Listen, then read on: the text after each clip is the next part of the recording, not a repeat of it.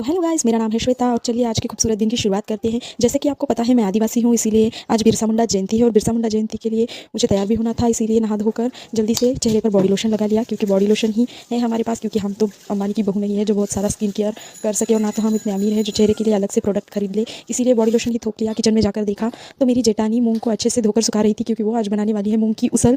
और थोड़ी देर बाद मैंने अपने बालों को अच्छे से सुखा लिया, क्योंकि मैं खुद से भी ज़्यादा और अपने पति से भी ज़्यादा अपने बालों से प्यार करती हूँ। इसीलिए बालों को अच्छे से सुखाकर मैं छत पर चली गई। छत पर जाकर देखा तो मेरी सास और मेरी जेठानी मिलकर चावल चुन रही थी और मेरी सास चावल छान रही थी। मेरी सास ने तो आज मेहंदी भी लगा ली, क्योंकि उनको भी तो जवान दिखना है ना, इसीलिए।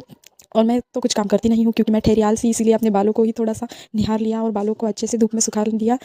और मेरी सास ने तो मूंग को भी छानना चालू कर दिया और बोली तुझसे तो कुछ होता नहीं है, दिन भर खाली मोबाइल देखती है, इसलिए हम ही कर लेते हैं। ऊपर तो मेरे बकरी महाराज ने भी सुसु कर दिया, इसीलिए मेरी सास बोली उनको जाकर डाल दे पिंजरे में। और मैंने अपने डालों में से छोटे महाराज यानी कालू महाराज को निकाल लिया और कालू महाराज मेरे साथ थोड़ा सा खेलने लगा। थोड़ी देर बाद देखा तो पड़ोसन आंटी चुगलखोरी करने के लिए आ गई थी और मेरी सास और पड़ोसन आंटी बाहर जाकर चुगलखोरियाँ कर रही थी। फिर मैं भी तैयार होने के लिए चली गई और ये है मेरा फाइनल लुक। मेकअप करके अच्छे से चश्मा वश्मा लगा के थोड़ा सा फोटो वीटो खिंचाने के बाद हम चले गए जयंती में। और जयंती में जाकर हमने सबसे पहले पकड़ा झंडा और थोड़े से फोटो और स्नैप लेने के बाद मेरी सास बोली मुझे भी तो फोटो मिले, इसलिए उनको भी ले लिया। थोड़ा सा डांस किया।